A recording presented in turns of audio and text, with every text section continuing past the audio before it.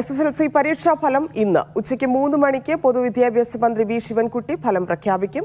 മുൻ വർഷത്തേക്കാൾ 11 ദിവസം നേരത്തെയാണ് ഇക്കുറി ഫലം വരുന്നത്. പരീക്ഷകൾ പൂർത്തിയായി 43ാം ദിനമാണ് SSLC ഫലം വരുന്നത്.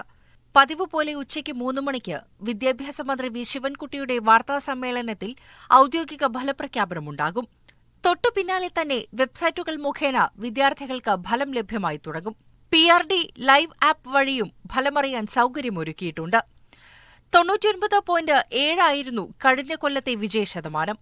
വിവാദങ്ങളുടെ പശ്ചാത്തലത്തിൽ ഇക്കുറി അത് കൂടുമോ കുറയുമോ എന്നതാണ് പ്രധാന ചോദ്യം.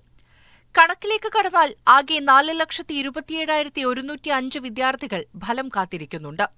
ഇതിൽ 2,17,525 പേർ ആൺകുട്ടികളും 2,09,580 പേർ പെൺകുട്ടികളുമാണ്.